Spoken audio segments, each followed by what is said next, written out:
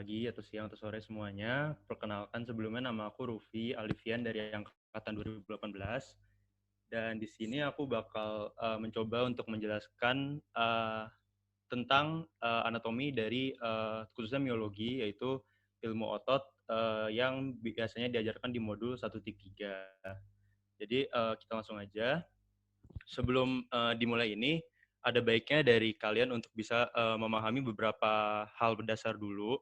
Dan ini biasanya itu bukan tidak hanya ditemukan di bidang anatomi, namun juga diajarkan di bidang histologi, fisiologi, biokimia dan seterusnya. Nah, di sini untuk yang pertama kita harus paham dulu gimana sih cara kerja dari kontraksi otot. Nah, simpelnya otot-otot di tubuh kita itu berfungsi kan untuk menggerakkan tubuh kita. Jadi kita mau ngapain, mau jalan, mau lari, mau makan, mau minum, itu semua menggunakan koordinasi otot sebagaimana mungkin agar aktivitas-aktivitas hidup kita itu dapat dijalani dengan lancar. Nah, di sini simpelnya kerja kontraksi otot itu mereka memendek. Jadi otot itu kan ada bermacam-macam bentuk, bermacam jenis, bermacam ukuran, dan di mereka itu secara umum itu berkontraksi menjadi lebih pendek. Itu simpelnya gitu. Lalu juga kita bisa memahami dulu apa aja sih tipe-tipe jaringan otot. Ada jaringan otot polos, otot jantung, otot lurik, dan seterusnya. Nah, itu kalian mesti paham dulu apa aja biar bisa membedakan mana di otot di tubuh kita yang mana. Lalu juga struktur dari ototnya bagaimana, baik secara makroskopis maupun mikroskopis, itu bisa kalian pelajari di histo nantinya, sehingga bisa juga memahami apa aja sih yang terjadi saat otot-otot di tubuh kita itu berkontraksi. Lalu untuk beberapa terminologi anatomi mungkin kalian sudah mulai baca-baca ya di awal itu. Yang pertama, apa itu lose? Lose gampangnya adalah sekumpulan dari otot gitu. Jadi kan ada otot tuh secara anatomi itu ada yang sendiri-sendiri. Nah, itu dikelompokkan biasanya itu bisa berdasarkan strukturnya, posisinya, fungsinya, itu menjadi satu kelompok yang dinamakan lose.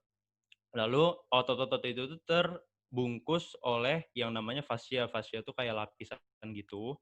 Nah, itu kalian mesti harus bisa tahu otot ini itu dibungkus oleh fascianya yang apa. Lalu fascia itu biasanya namanya itu penamaannya sama dengan regio-regio di tubuh manusia. Jadi lebih gampang untuk kalian hafalin. Dan untuk yang nanti selama video ini semoga bisa disinggung beberapanya. Lalu yang terakhir itu yang penting, apa sih origo dan insertio. Nah, kalau origo itu gampangnya aku memahaminya itu sebagai origin, yaitu asalnya. Jadi ototnya itu melekat asalnya dari mana. Lalu yang insertio itu dia melekat kemana. Jadi tujuan akhirnya insertio, tujuan tempat dia mulai berjalannya gitu, itu namanya origo. Nah, buat lebih lanjutnya itu bisa kalian baca di diktat anatomi kalian, itu di halaman 1-14. Dan untuk menghemat waktu, jadi aku nggak membahas semuanya. Lalu kita lanjut aja. Jadi di video kali ini itu ada 2 pembahasan. Aku akan membahas ekstremitas superior dan inferior, yaitu gampangnya tangan dan kaki kita. Nah, ekstremitas superior itu bahasa Inggrisnya upper limb, di mana ya diartikan sebagai anggota gerak tubuh bagian atas. Jadi simple dan gampangnya itu otot-otot dan komponen penggeraknya dari tangan. Lalu di diktat anatomi kalian itu disebut sebagai musculi membris superiores, yang merupakan kelompok otot yang menyusun anggota badan atas. Nah, ini ada sedikit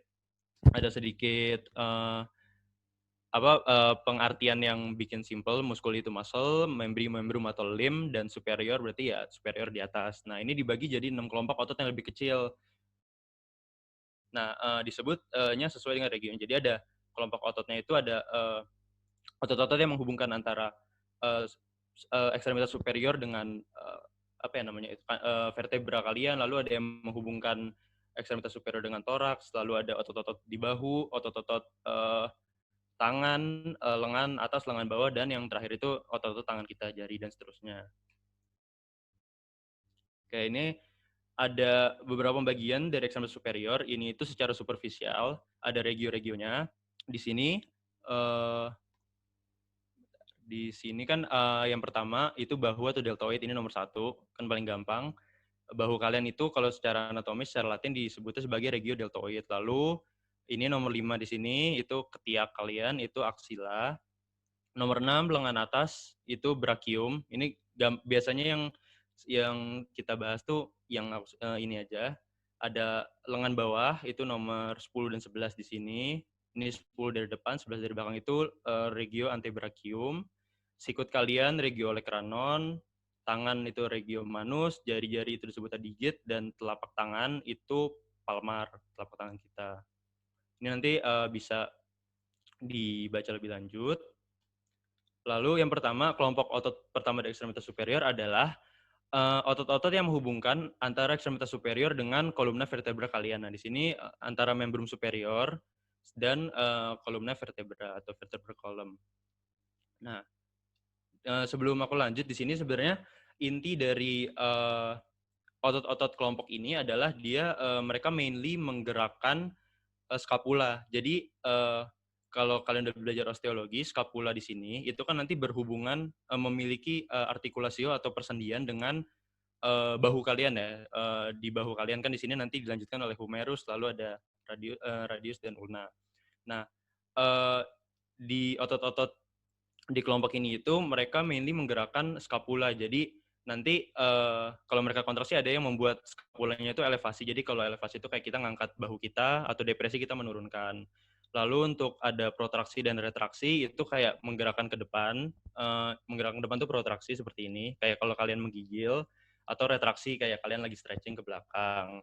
Dan kalau yang upward rotation dan downward rotation ini kayak rotasi kayak kalian mau ngangkat gini itu nanti upward rotation, lalu ke bawah downward rotation, dan setelah jadi ya istilahnya otot ini menggerakkan scapula kalian, jadi nanti seluruh persendian dari persendian dari bahu kalian itu ikut geraknya karena mereka nempel di scapula gitu.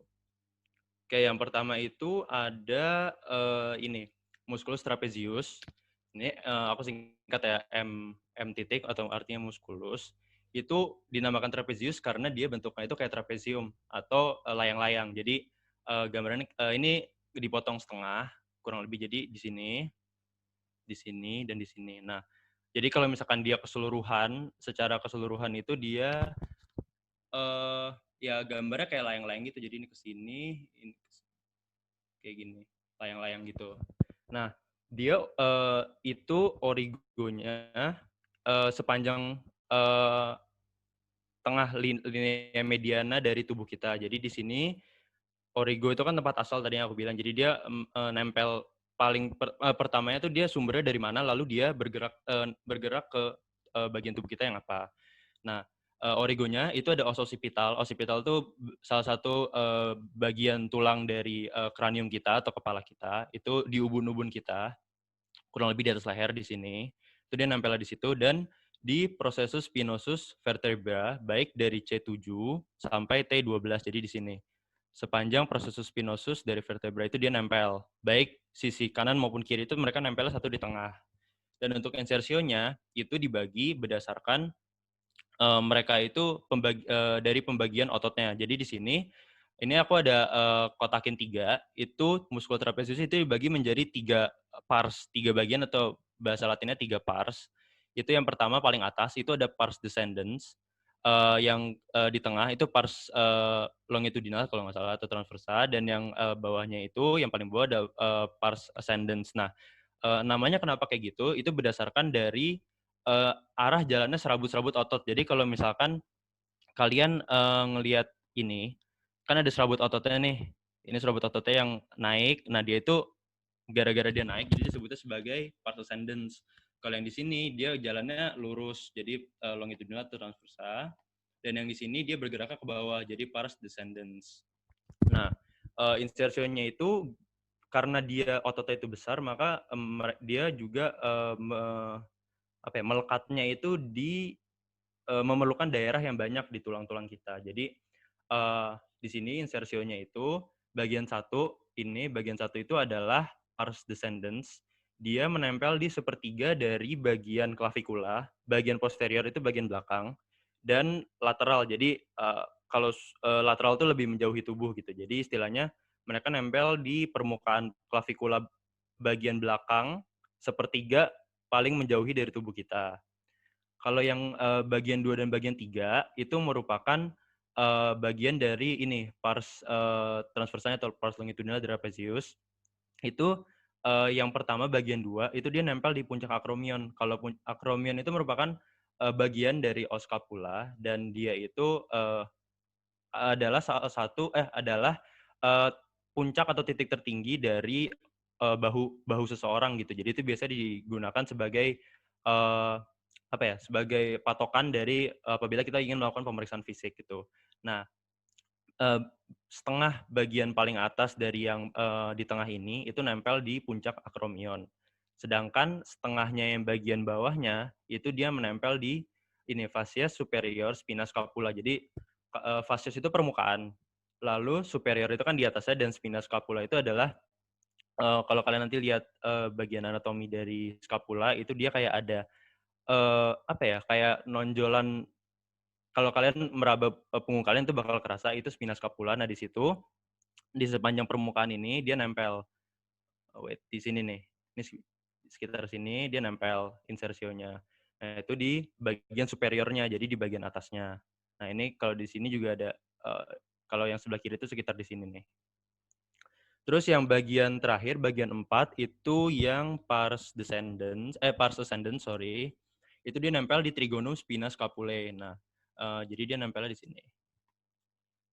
Dia di kurang lebih ya di sekitar nempel lah dikit di bagian medial dari insersio bagian tiganya. Nah, dia tuh fungsinya apa sih jadi otot-otot ini tuh dia fungsinya itu menggerakkan persendian dari bahu kita atau artikulasio di bahu kita. Nah, itu dia melakukan kalau tadi aku jelasin kan kalau otot itu mereka kontraksinya makin pendek. Jadi elevasi, di sini contohnya, elevasi itu di saat skapulanya itu terangkat ke atas. Jadi kalau misalkan ini dia mendek ke arah sini, kan otomatis yang bagian ini itu ketarik ke sana. Jadi skapula dan bahu kita itu terangkat. Lalu juga aduksi itu jadi yang terutama bagian tengah, kalau misalkan dia memendek ke arah medial tubuh atau mendekati tubuh, maka kan nanti akan aduksi. Jadi aduksi itu mendekat. Ke sumbu tubuh kita. Lalu juga ada rotasi ke atas, sama kayak tadi, bagian yang atas juga, dia bakal menggerakkan skapulanya. Jadi kalau misalkan skapula tuh kurang lebih bentuk kayak gini ya, itu dia bakal mengalami rotasi ke atas, jadi keputer ke sini. Karena yang bagian ini, itu ketarik ke sana, mengalami rotasi ke atas. Lalu juga yang pars ascendens-nya, itu dia bisa buat bahu kita depresi. Jadi karena dia ketarik ke bawah sini, maka skapulanya juga ikut ke bawah. Jadi dia mengalami depresi gitu. Itu untuk musculus trapezius. Jadi itu otot otot punggung kita yang paling besar lah bisa dibilang. Nggak paling kalau misalkan orang-orang binaragawan gitu, mereka benar-benar menonjol trapezius. Jadi kayak ada layang-layangan nyangkut di punggung mereka gitu. Berikutnya ada yang namanya musculus latissimus dorsi. Nah, ini itu dia ototnya itu juga besar dan dia bentuknya itu segitiga. Nah, ini aku ambil yang bagian kanan doang. Nah, latissimus dorsi ini jadi kalau tadi kalian ingat di gambar trapezius itu kan kayak layang-layang di sini gitu. Nah, kalau latissimus dorsi itu ada bagian superiornya dia itu yang tertutupi oleh musculus trapezius. Jadi dia berada di numpuk itu di bawahnya atau di profundanya. Profunda itu berarti di bawah superficial, berarti yang lebih ke permukaan. Dan di sini origonya itu ada kurang lebih 3. Jadi sama kayak trapezius tadi, dia nempel ada di processus spinosus vertebra. Tapi kalau trapezius tadi di atas, di C7 sampai T12, di sini dia nempel dari T8 sampai L5 atau lumba 5. Jadi di sini nempelnya sepanjang kolumna processus spinosus vertebra. Lalu bagian bawah sini nih ada yang menempel sedikit ke os sacrum. Ini nih, nempel di os sacrum di bagian belakangnya karena yang kita lihat dari punggung berarti kan dia nempel di bagian posteriornya. Jadi permukaan posterior dari os sacrum adalah facies posterior sacrum. Dan yang berikutnya itu di sepanjang tulang pinggul kita ini ada os ilium, ini bagiannya namanya crista iliaca. Jadi crista tuh bahasa Inggrisnya crest gitu.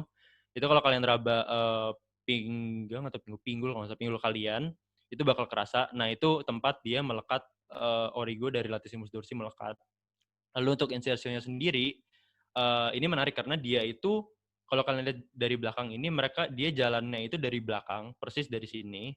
Dia berjalan ke lateral dari perut kita kurang lebih, lateral perut dan toraks. Lalu serabutnya itu mengecil gitu, ototnya jadi terkumpul jadi satu, nempelnya di os humerus kita, di lengan kita di sini bagian depan medial kurang lebih. Nah, jadi karena dia nempelnya ini dari depan, kalian lihat ya ini kayak dia kayak lewatin ketiak gitu, lalu dia nempel di bagian depan. Itu dinamakan insersionya itu facies anterior humeri atau permukaan depan dari humerus, os humerus. Nah, dia geraknya apa sih? Geraknya itu yang paling penting dua itu ada aduksi dan endorotasi.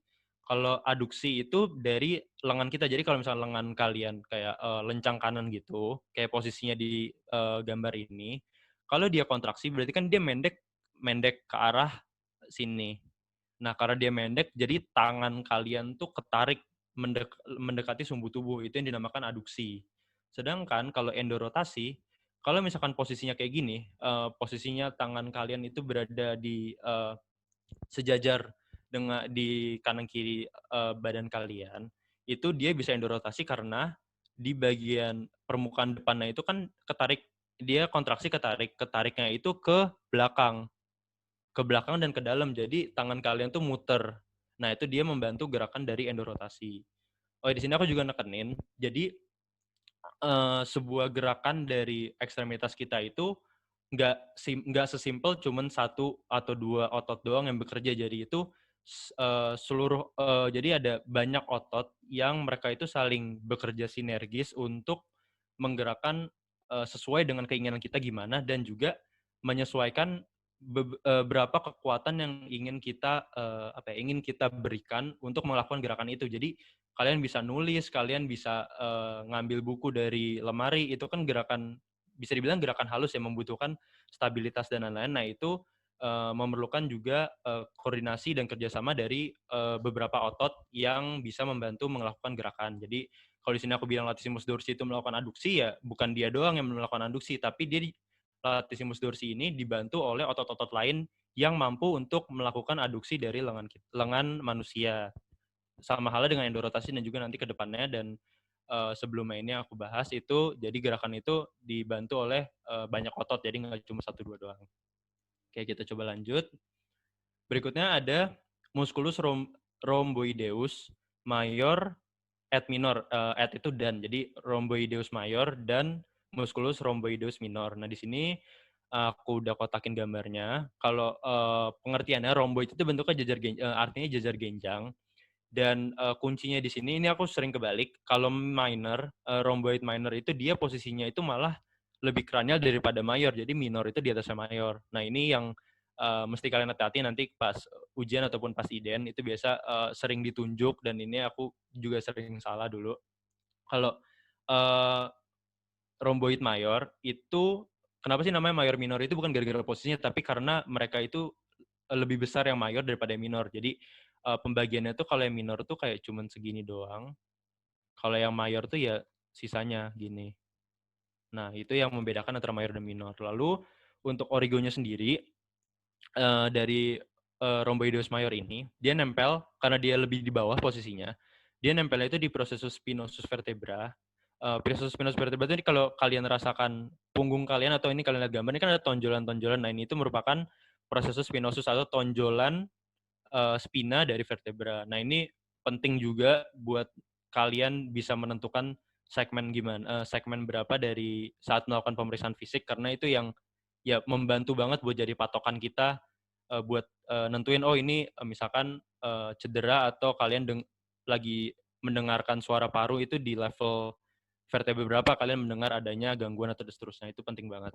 Nah, di sini yang mayor itu dia melekat di processus spinosus vertebra T2 sampai T5, atau torakal 2 sampai torakal 5. Jadi cuman 2 3 4 5 cuman 4 vertebra doang. Sedangkan untuk yang minor di atasnya. Karena dia lebih di atasnya, maka dia melekatnya di processus spinosus vertebra, segmen kranial 2 atau C2 dan T1. Jadi kurang lebih di sini nempel. Sorry. Ini agak panjang. Aku kurangin.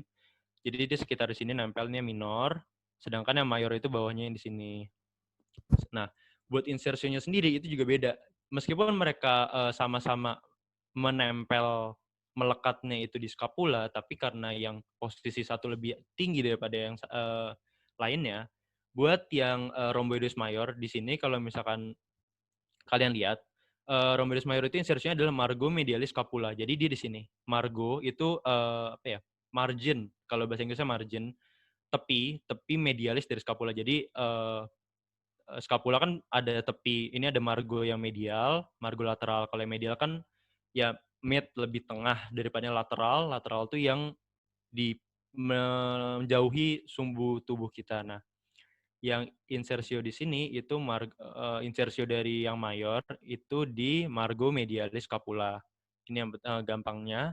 Lalu untuk yang minor itu dia karena posisi di atas dia nempelnya di sini di trigonum spina scapulae. Nah, trigonum itu kan triangle istilahnya. Nah, spina scapula tadi yang udah aku bilang itu kan spina scapula kayak ya kalau kalian lihat gambar scapula nanti kalian bisa coba cek spina scapula. Nah, di bagian medialnya itu dia bertemu dengan margo medialis dari scapula membentuk kayak bangunan segitiga ini nih, kecil. Nah, ini yang disebut trigonum spina scapulae. Jadi gampangnya rhomboideus minor itu nempelnya di situ. Dan untuk fungsinya dari otot ini, dia itu melakukan gerakan aduksi tadi kan. Jadi kayak mendekatkan bahu kita juga. Jadi skapulanya itu tergerakkan mendekati sumbu tubuh kita, sumbu tengah kita. Lalu dia juga elevasi, terutama rhomboideus minor ya. Kalau misalkan dia berkontraksi, kan dia mendeknya ke arah atas. Otomatis skapulanya juga ikut keangkat, jadi mengalami elevasi dan rotasi ke bawah. Nah, rotasi ke bawah ini dilakukan oleh otot rhomboideus mayor. Jadi kalau kalian lihat rhomboideus mayor kan dia nempelnya di sini, margo medial scapula. Itu karena dia memendek, dia kan nariknya berarti ke arah sini. Otomatis scapula yang awalnya bentuknya kayak gini, dia ini ujung scapulanya itu ketarik ke bagian atas ini, muter gitu. Akibatnya karena yang bagian ini naik, yang bagian medial naik, yang bagian lateral turun ke bawah karena dia ketarik di sini. Jadi di sini margo medialnya itu kontraksi, yang bagian ini itu ketarik ke atas, sedangkan yang bagian lateralnya itu ketarik ke bawah. Jadi mengakibatkan bahu kita itu turun, rotasi ke bawah gitu. Ya gitu. Ini dari musculus rhomboideus mayor dan minor. Nah ini gambar lebih jelasnya. Jadi emang agak sulit ngebedain batasnya, tapi gampangnya kalian bisa ngitung ngitung uh, segmennya dia nempel di segmen berapa gitu. Oke. Oke, oh sorry, aku mungkin ada keliru. Jadi untuk di minor ini dia nempelnya itu di vertebra, di mayor dia nempelnya mulai dari T2 sampai T5, sedangkan minor itu dia nempelnya dari C7 ya, sorry. Segmen cervical 7 sampai thoracal 1 ini salah ya. Jadi harusnya ini salah, harusnya dia C7. Oke. Ini aku lanjut aja. Berikutnya ada levator scapulae. Ini itu kalau kalian lihat di sini nggak kelihatan ya, karena benar-benar kecil banget. Cuman ini gambar jelasnya. Nah dia itu otot agak posisinya itu agak di dalam dan dari namanya sendiri itu dia namanya kan udah levator. Levator itu berarti kan pengangkat. Nah origonya dia di mana sih? Dia di processus vertebra C1 sampai C4. Nah tadi kan banyak kan otot-ototnya itu di processus spinosus. Kalau ini processus vertebra itu tonjolan yang berada di lateral dari vertebra. Jadi ada di kanan dan ada di kiri. Nah, dia nempelnya di situ, di sini nih. Dan untuk insersionya, jadi serabut ototnya itu berjalan dari sini turun ke bawah, dia nempelnya di sini di angulus medialis scapulae atau medial angle dari scapula. Kalau di sini kan scapula itu kayak segitiga kan ujungnya. Nah, ini disebut angulusnya, tepi tajamnya. Nah, karena dia medial, jadi dia disebutnya angulus medialis scapula. Nah, dia fungsinya apa? Nah, tadi fungsinya elevasi dari scapula. Jadi kalau dia berkontraksi, dia bergeraknya itu ini kan, dia memendek. Jadi titik insersionya itu bergerak mendekati titik origo. Akibatnya, scapula yang awalnya di sini mengalami elevasi ke atas, naik gitu. Dan karena dia ini ketarik, bagian yang sendi bahu ini itu turun. Jadi dia mengalami rotasi ke bawah scapulanya. Jadi yang ini gerak ke sini, yang ini gerak ke sono. Kayak naik-naik gitu. Jadi scapulanya keputer lah ya. Tadi yang kalau kalian bingung nanti kalian bisa lihat gambar yang di awal. Tadi ada gerak-gerak dari scapula. Nah ini kalian bisa ngebayangin gimana sih otot-otot itu bisa menggerakkan bagian-bagian tubuh kita. Nah ini menurutku fundamental banget ya. Jadi kalian bisa ngebayangin, oh kalau misalkan otot ini dia origonya di mana, lalu insersinya di mana. Kalau misalkan itu ototnya memendek, apa yang terjadi dengan pelekatan-pelekatan dari otot tersebut gitu. Apakah mereka bergerak ke arah mana, ke arah atas, ke arah bawah, kanan kiri. Nah itu nanti setelah itu kalian bisa interpretasikan kira-kira gerakan apa yang termanifest akibat kontraksi dari otot yang kalian pikirkan tadi gitu.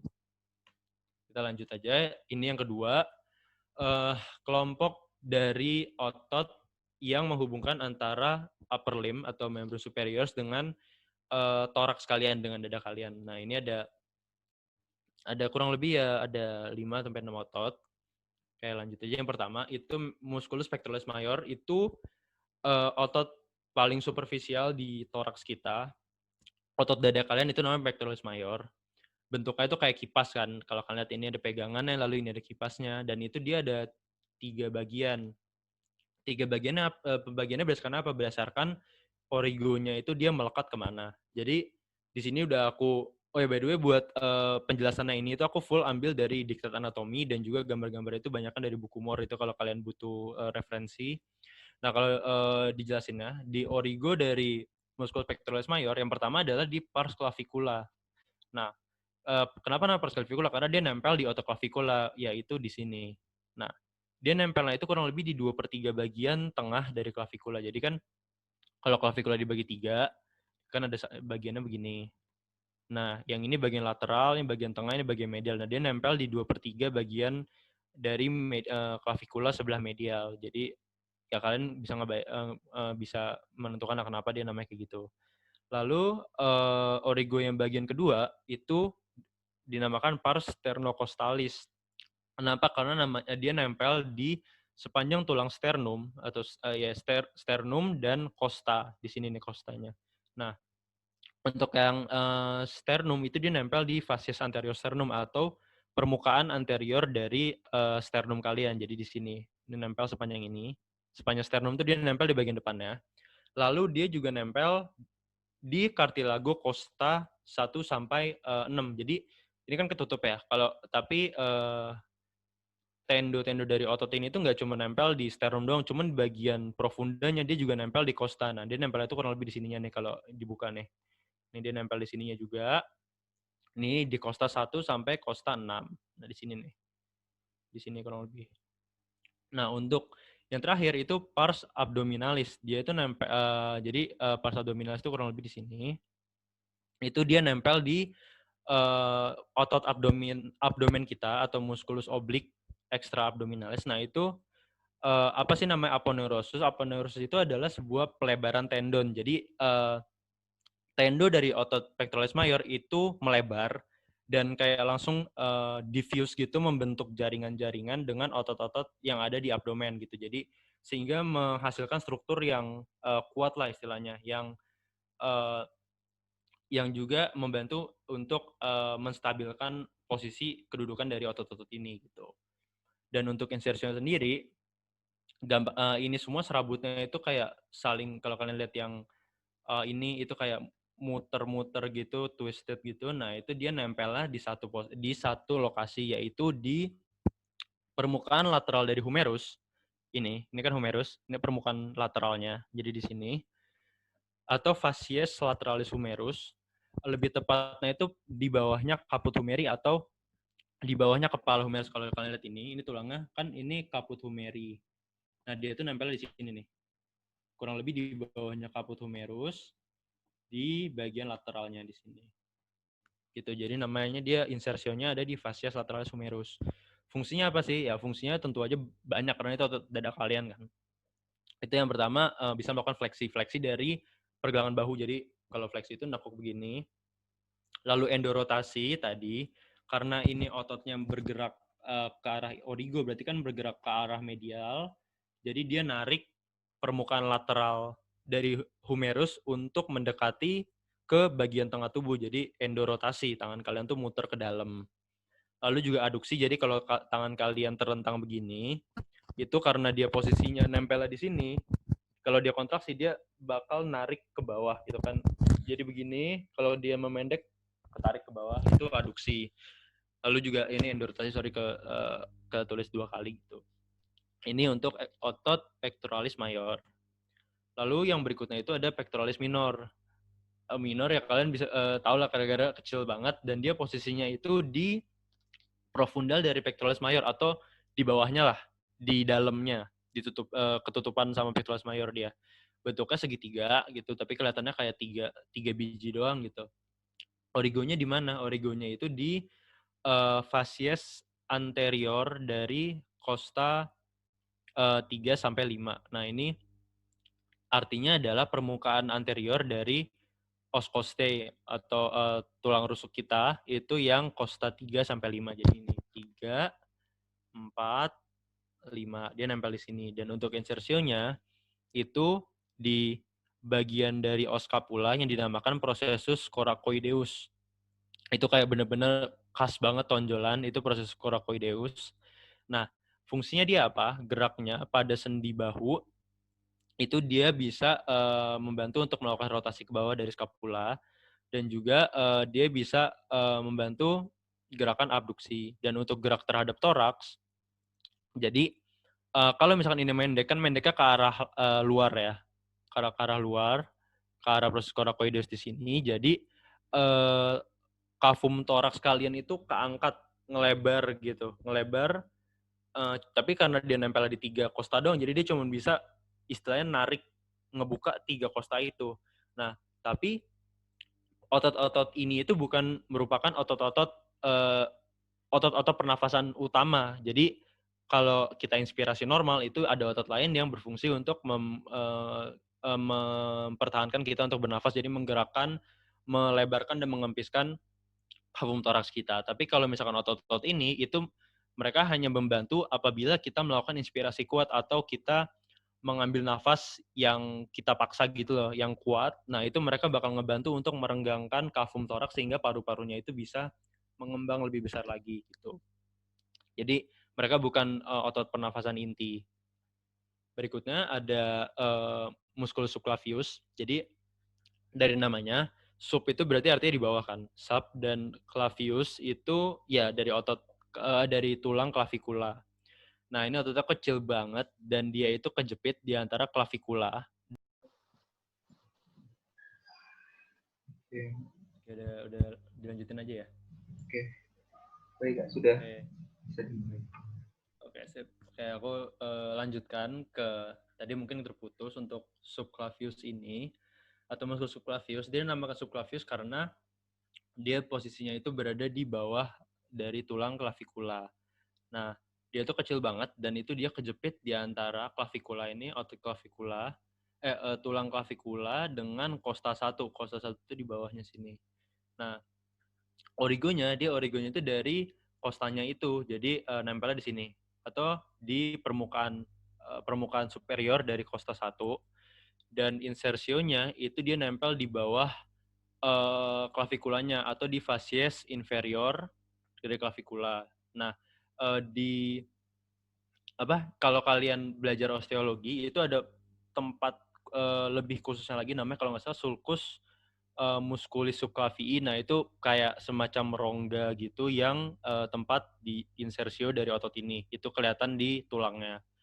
Nah, untuk fungsinya itu dia nggak terlalu banyak sih. Dia itu menstabilkan artikulasio dari sternoclavikula. Nah, sternoclavikula tuh persendian di sini nih antara sternum dengan clavicula.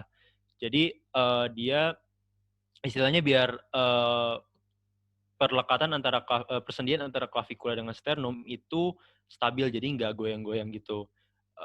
Dan juga dia juga membantu mengangkat kosta 1 untuk inspirasi kuat. Jadi kayak dia juga bisa ketarik ke arah sana juga. Nah, itu buat mengangkat kosta 1, membantu untuk kita apabila ingin melakukan inspirasi kuat gitu.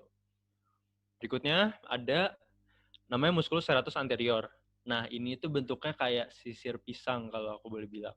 Karena dia itu ya kayak pisang-pisang yang satu sisir dijual di supermarket gitu. Nah, untuk origonya itu simpelnya dia nempel di permukaan luar dari kosta 1 sampai 9 atau facies externa kosta 1 sampai 9, atau kalau kalian mau bilang facies anterior kosta 1 sampai 9 juga boleh gitu. Karena kan kosta kan pipih gitu. Nah, itu dia nempelnya di sini. Di sepanjang ini, di sepanjang kosta 1 sampai 9 dia nempel kurang lebih di bagian lateral. Jadi kurang lebih di depan ketiak kita, dan insersionya itu dia semua jadi satu nempel di margo medialis scapula. Kalau atau namanya margo vertebralis, kan vertebra di tengah, itu bisa digunakan sebagai patokan juga.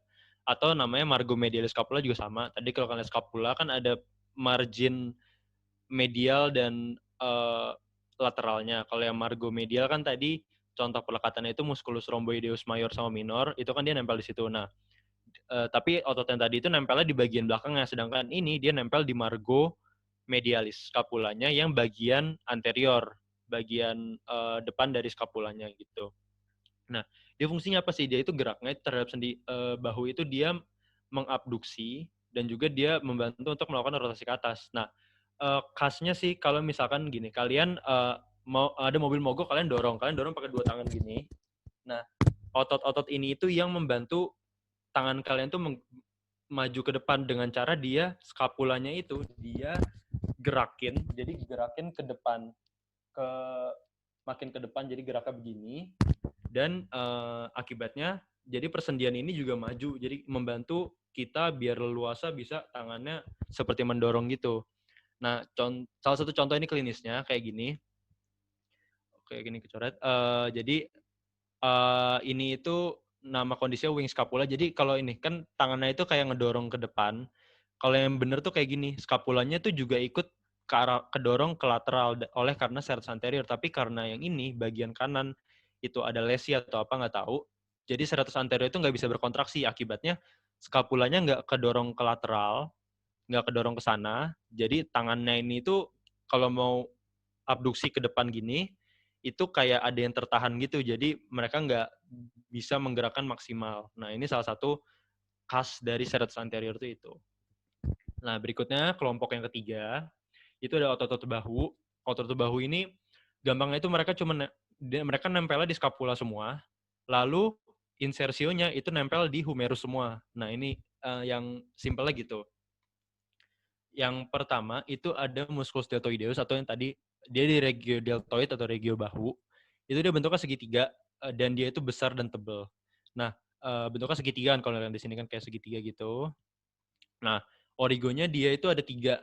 Jadi ada yang bagian anterior, jadi di depan sini, bagian tengah atau bagian lateral, dan bagian posterior di belakang. Untuk anterior sendiri itu dia nempel di permukaan depan dari clavicula. Jadi facies anterior sepertiga lateral dari clavicula. Tadi kan kalau tadi aku udah bahas, clavicula itu bisa dibagi jadi 3. Dia nempel di sepertiga bagian lateral atau sepertiga yang jauh dari titik tengah tubuh kita. Untuk yang bagian tengahnya di sini dia nempel di acromion di sini. Acromion dari scapula. Dan untuk yang posterior dia nempel di margo inferior dari spina scapula. Jadi kalau kalian lihat ini spina scapula, dia kan ada yang margo superior di sini, ada yang margo inferior batas bawahnya dari spina scapula. Dan dia nempel di tepi bawahnya dari spina scapula gitu. Itu origonya, untuk insersionya dia nempel ada, kalau kalian lihat humerus, dia kurang lebih berada di lateral. Itu kayak ada tonjolan, dan tonjolannya itu kayak gerindil-gerindil gitu. Nanti kalau kalian bisa megang tulangnya langsung, itu khusus untuk menempelnya insersio dari otot deltoideus ini, yaitu bagian ini dinamakan tuberositas deltoideus atau tuberositas deltoidei, terserah kalian mau, sama aja bahasnya. Nah di situ dia melekat insersionya itu semua serabut ototnya itu nempel di situ. Untuk gerakannya yang bagian deltoideus anterior itu kalau membantu untuk fleksi dan endorotasi. Jadi kalau fleksi kan dia kalau berkontraksi itu mendek, berarti kan mendek ke arah origonya, dari insersio ke gerak origo. Jadi dia fleksi dari bahu, dari sendi bahu kita. Lalu dia juga membantu endorotasi. Jadi karena tuberositas ini, tuberositas deltoinya, tempat insersio dia itu berada di lateral. Jadi kalau dia ketarik ke bagian depan, otomatis tangan kita juga ikut muter gitu loh. Kayak tadi latissimus dorsi. Jadi mereka kurang lebih fungsinya sama, itu bisa membantu untuk endorotasi tangan kita. Dan untuk yang bagian medius ini, di bagian lateral, itu dia fungsinya itu untuk membantu abduksi. Jadi kalau ini ketarik, kan ketariknya ke arah origonya, ke arah akromion. Jadi kalau ketarik, tangan kita melakukan abduksi seperti ini. Dan otot ini itu merupakan otot abduktor utama dari tulang humerus. Jadi yang paling bisa melakukan abduksi itu dia, otot deltoid ini. Lalu untuk yang bagian posterior, dia membantu untuk retrofleksi. Retrofleksi itu kayak ke belakang gitu. Jadi tangan kalian, bahu kalian itu membuat tangan kalian ketekuk ke belakang, dan juga eksorotasi. Jadi kalau misalkan bagian yang ini kan bagian posterior nih, dia menarik ke arah belakang sini. Otomatis yang tadi awalnya di sini bakal muter ke arah sana. Jadi dia mengalami eksorotasi atau muter keluar tangan kalian gitu. Nah ini yang aku bilang penting banget untuk kalian bisa ngebayangin dia nempelnya di mana, lalu kalau otot itu memendek, apa sih yang bakal terjadi, apa yang bakal pindah posisinya. Nah itu salah satu yang mesti kalian coba bayangin untuk gambarin aja gitu kira-kira bagaimana. Jadi lebih gampang buat jawab kalau ditanya. Lalu berikutnya untuk otot-otot bahu ini ada yang dinamakan rotator cuff atau jembatan keledai itu SITS, SITS. Ada supraspinatus nih kayak gambar sebelah kanan, supraspinatus, infraspinatus, teres minor, dan subscapularis. Nah ini kalau kalian ngelihat dari lateralnya kayak gini, ini mungkin kalian agak susah bayangin, cuman kalau yang kita lihat gambarnya, nah ini. Untuk muskulus subscapularis ini kalau kalian bayangin, ini dia itu lengan kanan, ini skapulanya dari depan yang bagian bawah. Nih, ini ada posterior view, bagian belakang, dan anterior view, bagian depan. Nah, musculus subscapularis itu dia itu terletak di bagian anterior dan bentuknya segitiga, dan gampangnya itu dia dinamakan subscapularis karena origonya dia itu berada di tulang skapula. Bagiannya itu namanya fossa subscapularis. Jadi ya itu gampang banget kan buat ngafalin subscapularis, dan dia nempel di sini nih. Seluruh permukaan depan skapula itu ada fossa atau kayak apa ya, cekungan gitu. Itu namanya fossa subscapularis. Dan untuk insersionya, dia nempel di tuberculum minus humeri. Jadi ada dua. Kalau humerus di kaputnya itu ada tuberculum maius dan minus, mayor dan minor. Untuk subscapularis dia nempelnya di minor. Minor itu yang lebih medial daripada yang mayor. Jadi dia nempel di sini. Nah, apa sih yang terjadi kalau misalkan dia berkontraksi? Ya gampangnya itu yang pertama endorotasi, karena dia berkontraksi itu bergerak ke arah sini, ke arah mendekati sumbu tubuh kita. Jadi karena dia nempelnya di sini, karena dia kontraksi, dia bakal narik. Jadi tangan kalian mengalami endorotasi, muter ke dalam. Dan dia juga membantu untuk aduksi kalau lengan itu berada di atas bidang horizontal. Nah ini gampangnya, kalau kalian merentangkan tangan kalian di atas bidang sejajar horizontal, nah dia ngebantu untuk melakukan aduksi. Jadi tangan kalian itu ditekuk kembali ke sisi tubuh kalian, karena jadi istilahnya tuh dia memendekkan, jadi dia menarik kembali humerus dan lengan-lengannya gitu. Ini untuk subscapularis. Lalu berikutnya ada supraspinatus. Nah, supraspinatus ini terletak di bagian posterior dari skapula. Ini kan ini tangan kiri, ini tangan kiri yang bawa tangan kanan. Nah, dia bentuknya segitiga juga, tapi kecil dan panjang. Nah, gampangnya lagi, muskulus supraspinatus ini terletak di ini nggak usah 2/3 medial nggak usah, tapi dia terletak di fossa supraspinatus. Jadi kalau kalian lihat scapula, kan yang bagian belakang itu ada yang ini nih, spina scapula kan, panjang ini. Nah, dia tuh ngebagi scapula jadi bagian atas dan bagian bawah. Bagian atas itu yang supraspinatus, bagian bawah yang infraspinatus kan superior dari spine, inferior dari spine. Nah, yang supraspinatus dia terletak di bagian atas, berarti kan di fossa supraspinatus, dan insersionya dia nempelnya di tuberculum yang mayor. Kalau tadi kan yang subscapularis yang minor, ini yang mayor. Mayor itu yang lebih lateral. Efeknya apa? Kalau kalian bayangin, ototnya ada di belakang dan dia nempelnya di lateral. Kalau misalkan dia berkontraksi, jadi otomatis lengan kita akan mengalami eksorotasi atau lengan kita berputar ke arah dia bisa membantu untuk melakukan eksorotasi, jadi muter ke belakang. Dan juga supraspinatus itu pentingnya, itu dia merupakan inisiator dari gerakan abduksi lengan atas. Jadi kalau kalian mau perentangan tangan kalian gini, abduksi, nah dia yang menginisiasi gerakan itu, bukan deltoid. Jadi supraspinatus yang melakukan abduksi sampai kurang lebih 15 derajat. Jadi kemiringannya 15 derajat, dia ngebantuin buat melakukan abduksi.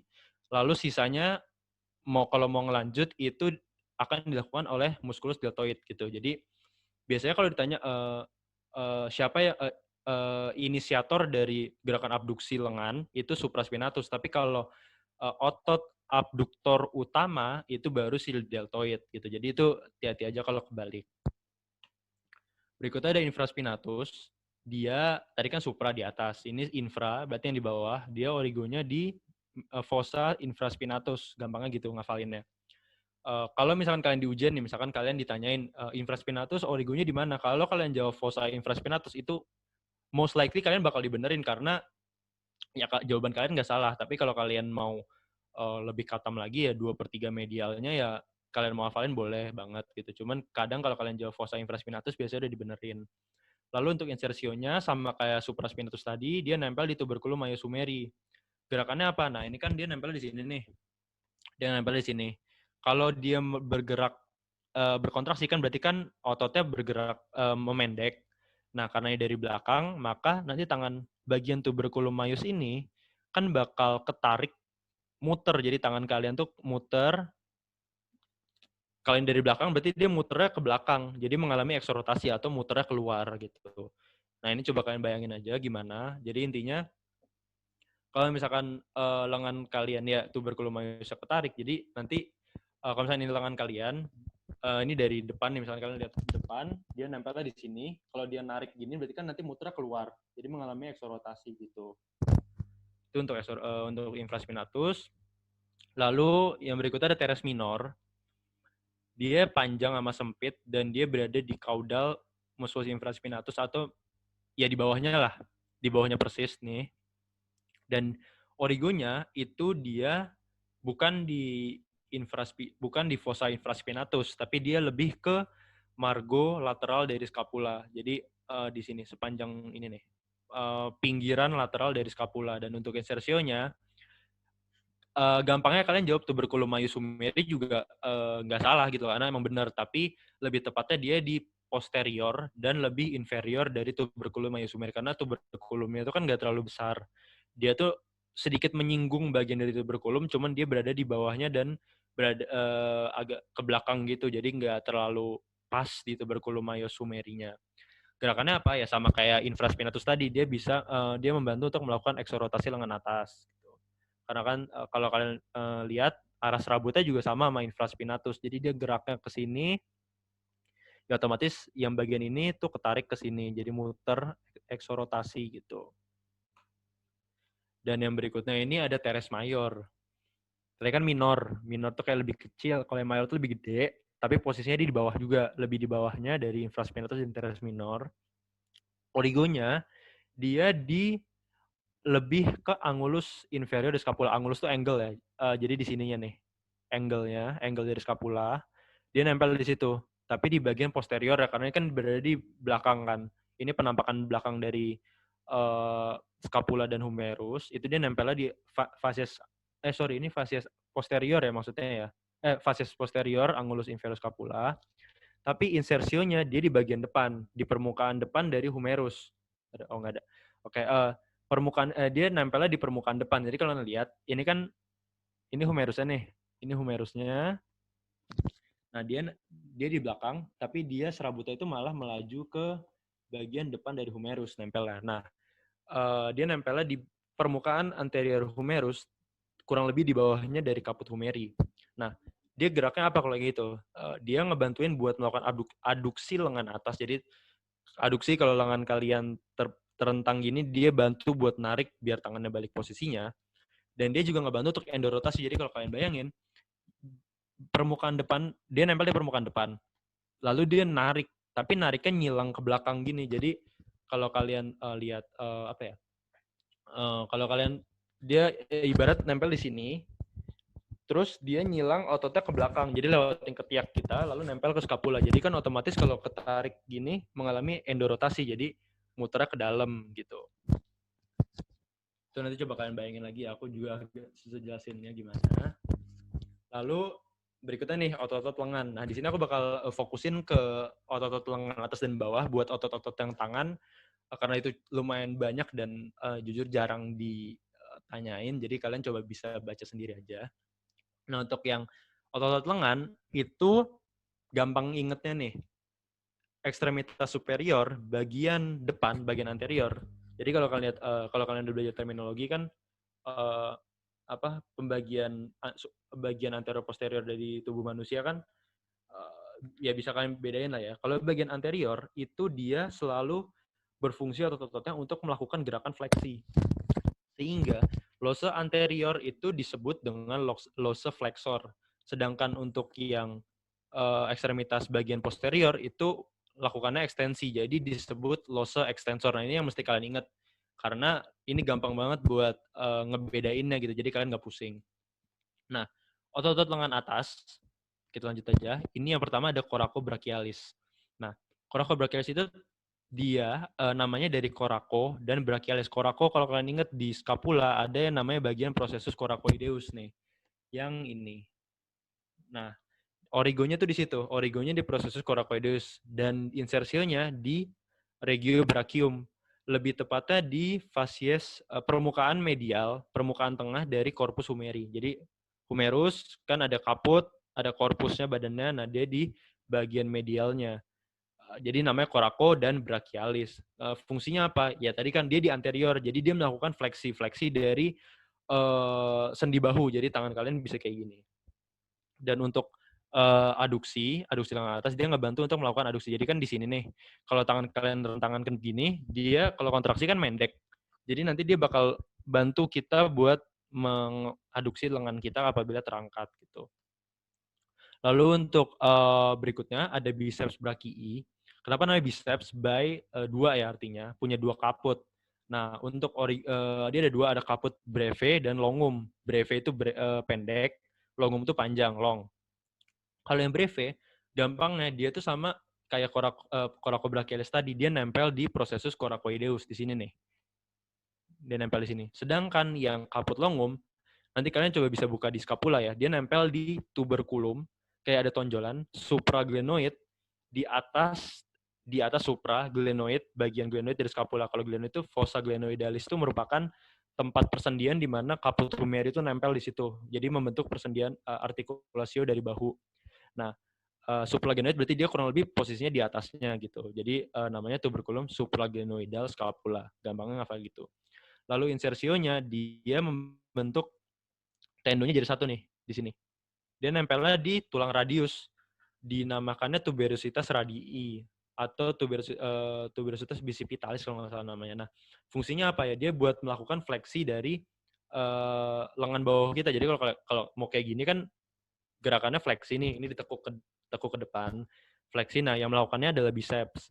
Dan juga dia membantu supinasi. Supinasi kalau sikunya itu sedang, jadi kalau kayak begini, terus melakukan supinasi kayak begini, nah itu dia yang ngebantu, biceps yang ngebantu. Kalian coba rasain aja kalau misalnya gini kan biceps kalian yang berkontraksi. Nah, itu dia yang membantu untuk melakukan gerakannya gitu. Lalu berikutnya ada musculus brachialis. Ini origonya di bagian anterior dari corpus humerus, cuman dia 1/2 bagian bawah gitu. Jadi kalau humerus dia bisa dibagi di tengah gini. Jadi ini setengah bagian atas, setengah bagian bawah. Nah, dia nempelnya ini setengah bagian bawah. Lalu insersionya nempel di ada yang namanya processus coronoideus ulna. Nanti kalian coba lihat lagi di otot ulna. Fungsinya apa? Fungsinya sama kayak biceps tadi. Dia ngebantu untuk fleksi lengan bawah, sama seperti losse flexor pada otot-otot lengan manusia, jadi melakukan fleksi lengan bawah gitu. Jadi karena ini kan ini mendeknya ke sini. Jadi kan kayak gini nih, ibaratnya dia ketekuk, kalau dia mendek kan narik tangan kita jadi melakukan fleksi gitu. Lalu yang belakang itu yang losse extensor tadi kan. Semua posterior tuh yang di tangan selalu extensor. Ini ada triceps brachii. Dia punya 3 kaput. Tadi kan bae 2, tri 3. Dia terletaknya di posterior sehingga dia fungsinya utamanya adalah melakukan ekstensi lengan bawah atau ekstensi gerakan. Nah, untuk origo ini ada 3 kaput. Kaput longumnya yang pertama, dia nempelnya di tuberculum infraglenoidal scapula. Kalau tadi kan yang biceps, dia nempelnya di supra. Kalau yang ini di infra. Gampang ya. Biceps dan triceps itu kaput longumnya itu sama-sama nempel di sekitar glenoidal scapula. Jadi yang biceps itu karena kaput longum kan panjang gitu loh. Jadi kayak dia ngejalan sampai supraglenoidal. Kalau yang triceps dia sampai infraglenoidal. Lalu yang kaput medial di sini nih, kaput medial itu dia nempelnya di facies posterior humerus di sini nih. Permukaan posterior dari humerus. Untuk yang lateral, karena dia di bilateral, dia nempelnya sama di facies posterior humerus juga. Tapi dia di bagian atas kranio dan di bagian lateral dari sulcus nervi radialis. Nah, kalau kalian bingung, sulcus nervi radialis merupakan struktur di tulang humerus di bagian posterior. Itu kayak rongga gitu yang tempat berjalannya nervus radialis. Dan nanti kalian topografi bakal belajar itu. Dan untuk insersionya gampang ya, mereka semua nempel di sini. Mereka semua nempel di olecranon ulna di sini. Olecranon tuh sikut kalian ya. Ini namanya olecranon. Jadi dia nempel di sini. Fungsinya untuk ekstensi. Jadi dia extend tangan kalian. Jadi kalau misalkan biceps triceps begini, dia mendek, dia bakal narik ini sehingga tangan kita mengalami ekstensi gitu. Ya mungkin sorry ini tadi origonya di sini ya. Aku bukan yang ini tapi origonya mereka di sini. Yang facies posterior humerus. Berikutnya otot-otot lengan bawah. Otot lengan bawah anterior itu kan buat fleksi juga ya tadi ya. Ini dia brachioradialis. Jadi dia dari brachium nempel ke otot ke tulang radius. Origonya ya bisa dibilang di humerus di crista supracondylaris lateral humerus. Jadi humerus kan bagian bawahnya ada 2 tuh, ada condylus lateralis sama condylus medialis. Dia nempel di condylus lateralisnya, cuman bagian atas dari condylusnya itu ada kristanya. Nanti kalian coba baca lagi di osteologi, itu ada kristanya. Nah, dia nempelnya di situ. Lalu insersionya itu di processus styloideus radialis. Nah, ini khas banget di tulang radius, ujungnya itu kayak ada tonjolan. Itu namanya processus styloideus atau style aku ingat styloideus. Itu dia nempel brachioradialis di situ. Fungsinya apa? Fleksi artikulasio cubiti. Artikulasio cubiti itu ini sikut kalian. Jadi dia ngebantu buat melakukan fleksi ini dan dia juga bisa ngebantu dia ngebantu untuk melakukan fleksi. Jadi kan yang origonya nempel di humerus di bagian atas. Lalu yang insersio dia nempel di sini. Jadi ya ketarik gitu loh. Karena ini tarik ke sini jadi melakukan fleksi. Berikutnya pronator teres. Ini dia oke, jadi buat beberapa waktu ke depan ini gampangnya aku diajarinnya dulu kayak gini, ngebentuk 4 jari kalian nempel di condylus medialis humeri kayak gini. Lalu kan urutin aja, yang pertama jari telunjuk kalian itu adalah pronator teres. Lalu yang kedua itu ada flexor kalau nggak salah, aku lupa. Flexor carpi radialis, flexor carpi radialis. Jari manis kalian adalah palmaris longus dan jari kelingking kalian adalah flexor carpi ulnaris. Nah, kayak gini gampangnya. Yang pertama pronator teres. Kalau kalian lihat kan dia geraknya nyilang gitu. Dari origonya tadi aku bilang epicondylus medialis humeri di sini. Insersionya di permukaan lateral dari radius. Fungsinya dia apa? Pronator ya dia melakukan gerakan pronasi. Jadi dia melakukan pronasi lengan bawah gitu. Jadi tangan kalian kayak gini, muter kayak apa ya namanya? Ya nutup tangan kalian gitulah, itu pronasi. Dia yang melakukannya. Berikutnya tadi flexor carpi radialis itu jari tengah kalian ya dia melakukan fleksi untuk corpus radius, ini corpus harusnya. Origonya sama tadi kan, 4 otot ini di epicondylus medialis humeri. Insersionya itu di fascies anterior. Ini susah ngafalin sih, ya ingat aja di basis dari os metakarpal 2. Itu metakarpal tuh tulang di telapak tangan kalian. Nanti kalian coba lihat aja di jari-jari kalian gitu. Dia nempel di situ kurang lebih lah. Dia untuk fungsinya ya dia membantu untuk melakukan fleksi juga. Fleksi begini, dan dia juga ngebantu buat kita melakukan fleksi dari tangan kita gitu. Berikutnya ini kalau tadi lengan jari manis palmaris longus, origonya sama kan tadi epicondylus medialis, insersionya nah dia khasnya tuh dia nempel di aponeuron, kan pelebaran tendo. Nah, dia tuh jadi musculus palmaris longus ini, insersionya, tendonya itu dia ngelebar di palmar sini. Jadi kalau nanti kalian lihat kadaver dibuka, itu beneran bentuknya tuh kayak ya 4 gitu. 4 di sini, tebel-tebel itu tendo dari otot musculus palmaris longus. Fungsinya apa? Buat forward fleksi. Jadi nanti ngebantu tangan kalian buat gini, ditekuk gitu. Dan ini yang berikutnya, jari kelingking, origonya sama, insersionya dia di os piriformis. Nah, os piriformis itu di sini. Nanti kalian coba pelajarin ya, ada capitatum, ada apa dan seterusnya. Oke, sorry.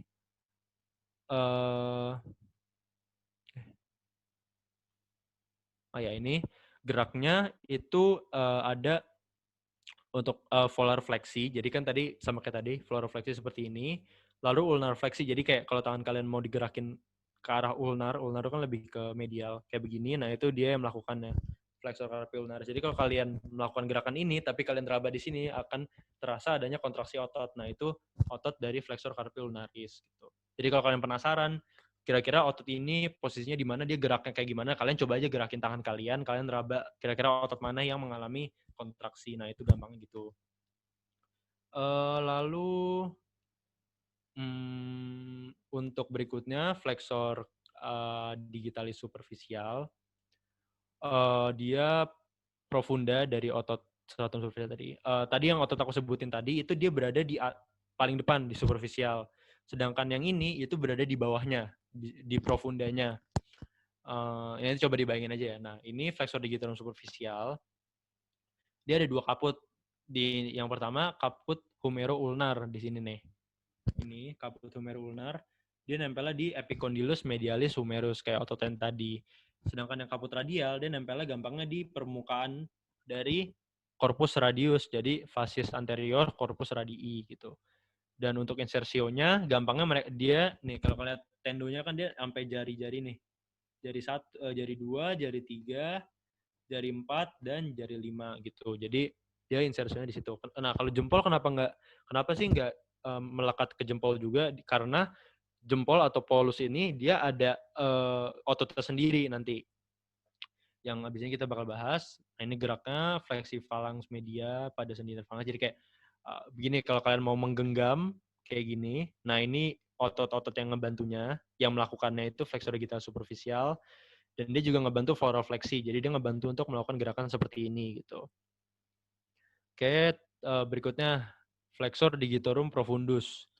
Dia origonya nih di sini nih. Di permukaan anterior dari ulna. Gampangnya gitu, fascies anterior dari ulna. Insersionya sama kayak tadi, dia di jari 2 dan 5. Nah, dia fungsinya apa? Fungsinya sama kayak flexor digitalis superficial. Jadi dia melakukan fleksi pada digit kita. Bedanya apa? Bedanya sih mereka origonya tadi kan ada beda ya, dan juga posisinya aja yang superficial di atasnya, profundusnya di bawahnya. Tapi fungsinya mereka sama. Mereka buat fleksi falang nih di sini, gini, dan membantu fleksi tangan seperti ini. Gitu. Ini coba dipahami lagi aja, dilihat gambarnya. Lalu berikutnya ada ini flexor pollicis longus. Pollicis dari polus ya, artinya jempol kita. Nah, ini tadi yang aku bilang kenapa jempol kok beda sendiri, karena ya aku juga nggak tahu sih kenapa, tapi pokoknya mereka di tubuh kita itu ada otot khusus untuk menggerakkan jempol kita. Karena kan kalau nggak salah gara-gara jari kita tuh kan nggak terlalu bebas ya. Kalau jempol kan kayak bisa muter-muter gimana gitu. Nah, itu sehingga ototnya banyak. Nah, untuk flexor pollicis longus itu dia di lateral dari permukaan antebrachium, dari permukaan volar. Origonya di sini nih. Di sini doang, di facies anterior dari corpus radius. Insersionya di mana? Insersionya di gampangnya di polus deh, di jempol kalian, di ibu jari kalian. Fungsinya apa? Fleksi ibu jari, dan dia juga ngebantu untuk kita melakukan volar fleksi, jadi kayak begini. Kan jempolnya juga kalau kayak gini ikut kan. Nah, itu dia fungsi utamanya buat kontrol si jempol ini gitu. Berikutnya pronator quadratus, ini otot paling dalam, benar-benar paling dalam, terletak paling profunda. Dia gampangnya itu berada di kalau nanti lihat di kadaver itu berada persis di antara radius dan ulna. Origonya dia di ulna, insersionya itu di radius, dan untuk geraknya ya pronator pronasi sama kayak pronator teres tadi, cuman ini bagian dalam. Jadi dia ngebantu untuk melakukan pronasi lengan bawah seperti ini, gitu. Lalu berikutnya ada supinator. Ya sama kayak namanya, dia melakukan supinasi. Ini jujur susah banget nemuinnya di kadaver. Aku jarang nemuin juga. Dan dia terletak juga paling dalam. Jadi pronator quadratus di bagian distal di sini itu paling dalam. Supinator tuh di sini dia yang paling dalam. Origonya di mana? Origonya di epicondylus lateralis humeri di sini. Sorry. Salah balik. Ini dia di sini. Origonya epicondylus lateralis humeri, insersionya nih dia kan agak ngelingkerin sepertiga bagian proksimal dari radius. Nempelnya kemana? Nempelnya ke permukaan lateral dari radius nih di sini nih. Nempelnya di situ. Fungsinya apa ya? Fungsinya untuk melakukan gerak supinasi seperti itu. Lalu untuk yang losa extensor ini aku nggak terlalu banyak bahas. Untuk yang belakang ini, untuk yang belakang ini ada abductor pollicis longus. Fungsinya apa? Untuk melakukan abduksi dari jempol kita. Jadi kalau ketarik ke belakang, ini ada nama kita sering diajarinnya tuh Apollo, nyingkatnya abductor pollicis longus. Lalu ada extensor pollicis brevis di sini. Lalu juga ada extensor pollicis longus atau expolo diajarin. Nah, ini kadang agak melibet gitu, nanti kalian coba baca lagi aja di diktat sama lihat gambarnya. Ini dia pokoknya intinya dia melakukan fleksi dari jempol dan juga dia membantu untuk melakukan fleksi di di tangan kita gitu. Oke, lalu nah ini fossa cubiti. Nah, fossa cubiti itu merupakan kayak rongga segitiga tuh di sini di aku lupa nama, perbatasan antara lengan atas dan lengan bawah kita di sini segitiga. Ini dia terbentuk dari 3 sisi kan. Kalau yang superior border itu dia ada garis imajiner di antara epicondylus lateral dan medial humerus. Nah, kalau misalkan yang lateralnya, lateral border ini tangan kiri ya by the way. Kalau lateral border ini dia itu dibatasi oleh otot brachioradialis. Sedangkan yang medialnya itu dibatasin oleh pronator teres. Jadi kalau ngebayangin kayak begini, pronator teres di sini, brachioradialis di sini, ini garis imajinernya gitu. Ini kan dasarnya, dalamnya ini terbentuk dari musculus brachialis dan musculus supinator. Nah, ini pentingnya buat apa sih? Pentingnya buat ini. Buat menentukan, biasanya buat menentukan kita mau ngambil darah, itu kan dari vena biasanya. Nah, pengambilan darah paling sering itu kan kalau kalian ngambil, namanya donor darah dan seterusnya gitu-gitu. Nggak donor darah sih, kalian mau tes lab gitu kan ngambilnya dari vena. Nah, biasanya itu diambil adalah vena mediana cubiti ini. Nah, dia itu persis di dalam fossa cubitinya di sini. Jadi ini merupakan patokan yang paling gampang untuk kita mencari letak dari vena ini, sehingga gampang untuk mengambil sampel darah gitu. Oke. Berikutnya itu adalah ekstremitas inferior. Nah, di sini itu tadi kan superior yang atas, kalau yang inferior itu adalah lower limb. Nah, lower limb itu adalah anggota gerak tubuh bagian bawah, gampangnya itu, gampangnya kaki ya. Namanya musculi membri inferiores atau kelompok otot yang menyusun anggota badan bawah. Anggota badan bawah. Dibagi jadi 4 kelompok otot yang lebih kecil, itu disesuaikan juga dengan regionnya. Nah, di sini aku bakal banyak bahasa cuman otot tungkai atas dan tungkai bawah. Jadi untuk otot telapak kaki nanti bisa tolong dibaca mandiri ya.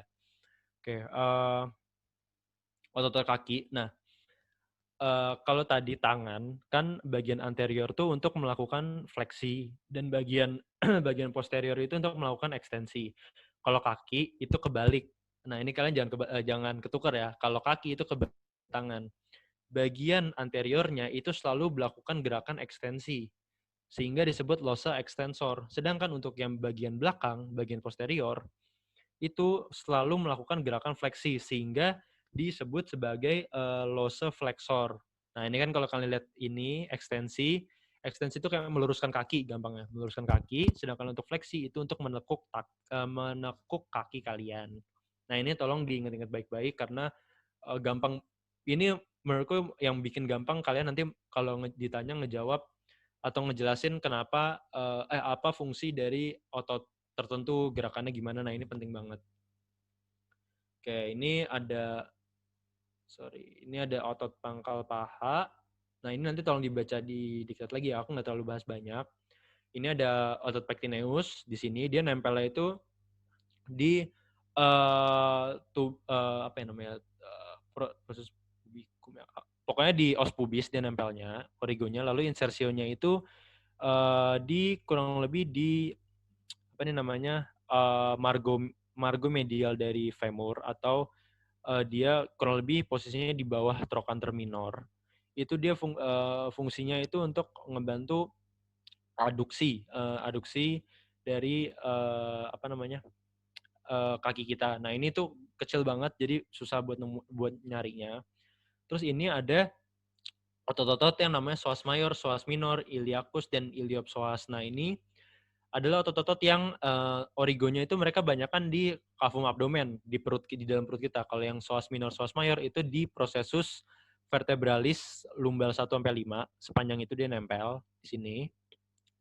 Dan serabutnya itu semua bergerak ke ini trochanter minor dari femur. Nah, ini itu mereka ototnya nih berjalannya melewati ada kanal namanya canalis femoralis kalau nggak salah, yang terbentuk dari ligamen di sini, atau ligamentum inguinal kalau kalian tahu inguinal kalian, lipatan paha kalian. Nah, itu mereka ototnya itu travel dari situ untuk nempel ke femur. Nah, ini tuh biasanya mereka itu lebih berfungsi untuk membantu menjaga postur tubuh kalian juga, dan juga membantu untuk melakukan gerakan aduksi gitu. Karena kan kalau ini renggang, misalkan kaki kalian lebarkan, kalau kontraksi kan dia bakal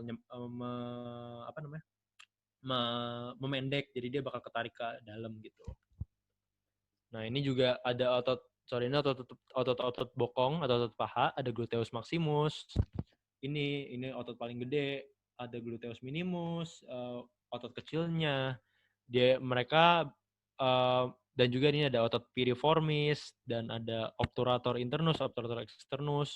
Nah, ini coba nanti kalian dibaca lagi. Ini gampangnya mereka origonya itu di sekitar tulang ini apa namanya? Tulang ilium gitu. Ini kalau kalian lihat yang di sebelah sini. Tuh, ini kan banyak kan origonya nih merah-merah nih, dia di fossa iliaca dan seterusnya. Nah, insersionya itu mereka kurang lebih sama. Mereka insersionya di trochanter mayor dari femur, gampangnya gitu. Jadi nggak usah kalau kalian mau pahamin gampangnya, mereka nempel di sekitar trochanter mayor. Nanti kalau lebih detailnya silakan dibaca. Itu mereka juga ngebantu untuk menstabilkan postur tubuh gitu, dan juga nanti membantu untuk menstabilkan jalan postur gait dari apabila seseorang berjalan atau berlari gitu, itu mereka yang membantu melakukan gerakannya. Nah, Ini untuk otot tungkai atas. Jadi otot tungkai atas atau paha, gampangnya paha kalian itu disusun dari 3 lose. Yang pertama adalah losa extensor. Losa extensor itu bagian depan, bagian anterior. Lalu ada losa flexor, itu di bagian posterior. Dan juga losa adductor, itu di bagian medial. Jadi di tengah. Fungsinya sama kayak namanya, extensor, ekstensi, adductor, adduksi, dan flexor, fleksi. Nah, untuk ini, sebentar ya.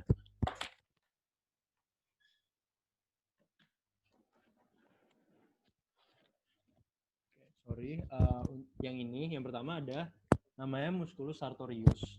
Nah, musculus sartorius ini adalah otot terpanjang, pipih dan juga sempit. Nah, serabutan ini berjalan sepanjang aksis, sepanjang otot nih di sini. Di jalan lurus, panjang banget kan. Nah, origonya dari mana? Origonya itu dari spina iliaca anterior superior. Atau singkatnya sias. Sias tuh jadi kayak ada, kalau kalian raba di sekitar lipatan paha kalian, di atasnya, di pinggang kalian itu ada jendolan, itu yang dinamakan sias. Nah, ini bagian dari os ilium, dan itu dia merupakan origo dari musculus sartorius. Nah, ini juga jadi patokan kalau kalian nanti ada periksa pasien, kalian bingung nentuinnya gimana, kalian raba di sekitar lipatan pinggang pasien, itu ditemukan adanya ini sias ini. Origonya di situ, sias. Insersionya dia di condylus medialis tibia di sini. Jadi condylus tibia di os tibia bagian medialnya. Nah, dia gerakan apa sih? Tadi kan kalau bagian depan extensor, berarti otomatis dia ngebantu untuk melakukan ekstensi dari lengan, apa namanya, dari kaki bagian bawah kalian. Jadi kalau misalkan kaki kalian ketekuk seperti ini, nah kayak begini kan, dia bakal kan jalannya dari sini ke sini. Jadi dia bakal kalau berkontraksi dia mendek, dia meluruskan kaki kalian gitu. Lalu dia juga membantu eksorotasi. Jadi kalau misalnya ini mau mendek, otomatis kan yang bagian medial ini bakal ketarik ke sana, keluar. Jadi kaki kalian muter keluar gitu kalau kalian melakukan gerakan eksorotasi pada kaki kalian. Itu dia salah satu otot yang membantunya itu adalah musculus sartoriusnya. Lalu juga fleksi di paha, dia juga ngebantu fleksi di sini. Jadi kalau kalian mau duduk di meja gitu, duduk di kursi, kan kaki kalian ketekuk kan, paha kalian juga ketekuk. Nah, ini artikulasi coxae di sini, ini sendi pinggang kalian, lalu artikulasi genu atau lutut kalian. Jadi dia ngebantu untuk menekuk dua artikulasi ini gitu. Lalu berikutnya ada quadriceps femoris. Quadriceps femoris quad itu 4. Dia merupakan otot-otot paha, dan ini gede-gede banget. Jadi nanti kalau kalian lihat di kadaver atau di gambar itu gampang banget ngebedainnya. Yang paling atas atau paling superficial itu ada yang namanya rectus femoris. Rectus itu lurus ya, dan femoris itu femur. Jadi nih yang ini, yang rectus femoris ini. Nah, dia itu berada paling superficial. Origonya itu di spina iliaca anterior inferior. Nanti kalau ini aku belum sempat ngetik, jadi nanti kalau kalian mau sambil baca itu bisa dilihat di diktat, dijelasin. Nah, di sini rectus femoris ini insersionya di sini nih. Di spina iliaca anterior inferior atau CI. Kalau yang sartorius tadi kan di sias, ini di CI. Gampangnya gitu kita ngafalinnya. Terus ini insersinya belakangan. Lalu berikutnya ada yang vastus medialis. Vastus medialis itu dia medial kan. Nah, ini di sini yang ini nih. Vastus medialis yang ini. Nah, dia origonya itu kurang lebih kalau vastus medialis itu di bagian bawah dari linea intertrochanterica. Linea intertrochanterica itu kayak garis yang menghubungkan antara trochanter di femur nih, di sini nih. Di yang ini. Ada garis di situ, garisnya kayak gini. Nah, dia itu di bawahnya kurang lebih. Dan untuk berikutnya ada vastus lateralis yang ini nih. Ini vastus lateralis. Dia berada di lateral yang ini nih. Yang ini. Kan yang satu medial, yang satu lateral. Origonya sama juga, tapi dia di linea intertrochanterica. cuman dia di bagian atasnya, lebih di atasnya daripada yang vastus medial, dan dia kurang lebih ada di depannya trochanter mayor. Nih, kan dia dekat trochanter mayor ya ini. Nah, sorry, yang ini. Susah. Ya itulah. Nah, lalu berikutnya ada vastus intermedius. Nah, vastus intermedius itu posisinya di bawah di profunda dari rectus femoris. Jadi kalau ini nih, kalau kalian lihat kan ini rectus femoris. Ini kalau misalkan dipotong dan diangkat, nah ini vastus intermedius itu di tengah sini kecil. Nih. Ini vastus intermedius. Origonya juga dia origonya lebih ke corpus femorisnya, dia nempel langsung ke femorisnya. Nih, di sini. Dan mereka ini insersionya jadi satu. Jadi quadriceps femoris itu semua insersionya jadi satu. Dia melekat di basis patella. Patella tuh di lutut kita. Sini nih. Nih. Tapi mereka itu bergabung. Jadi tendonya itu kayak saling merajut satu sama lain, ngebentuk satu bangunan yang namanya satu struktur yang namanya ligamentum patella. Patellar ligamen kalau di sini nih. Ini. Jadi kalau kalian lihat kan semuanya nyatu nih. Nyatu jadi satu. Nah, namanya ligamen patella. Nah, ligamen patella ini nanti nempel di tuberositas tibia. Nih di sini. Nih, kalau aku buletin patella ligamen, dia nempelnya di tibia bagian depan, ada strukturnya namanya tuberositas tibia. Fungsinya apa? Ya fungsinya dia buat ekstensi tungkai bawah, jadi buat ngelurusin kaki. Karena kan ya kalian bayangin aja, kalau kaki kalian lagi ke posisi lutut kalian lagi ketekuk gitu, kalau kalian mau lurusin kaki kalian, kan dia nempelnya di tibia nih. Kalau dia mengalami kontraksi kan dia bakal ketarik ke arah, kalau digambar ke arah atas ya, ke memendek. Jadi kaki bawah kalian itu bakal ketarik lurus gitu. Ini coba dibayangin aja nanti. Ya kalau kalian lagi ngelurusin kaki kalian, kalau itu kalian pegang paha kalian, nah kalian ngerasain tuh kontraksi dari otot-ototnya itu gimana gitu. Lalu ada otot-otot aduktor. Otot aduktor ini berada di kurang lebih medial dari paha kalian, jadi berada di bagian tengah paha. Nah, ini ada 5 otot, ada pectineus, gracilis, adductor longus, adductor brevis, dan adductor magnus. Nah, yang pertama pectineus dulu. Di mana ya gambar? Oh ini pectineus tuh kecil banget pokoknya di ada nggak ya? Kayak aku nggak digambarnya. Pokoknya pectineus, oh ini nih, ini pectineus di sini itu kecil banget, benar-benar kecil, dan dia di atas di antara tulang tulang coccyx ke apa namanya, ke femur, itu benar-benar di dalamnya. Dan dia itu origonya di pecten osis pubis. Jadi di tulang pubis ada nama bagiannya pecten osis pubis, dia origonya di situ melekatnya. Lalu insersionya itu dia ada di linea pectinea femoris. Jadi dia di femur bagian bagian medial dari femur itu kayak ada garis, struktur garis gitu, namanya linea pectinea. Nah ini dia merupakan insersio dari otot pectineus. Lalu berikutnya ada musculus gracilis ini. Gracilis itu kayak panjang lurus gitu doang. Itu dia origonya ada di mana ya?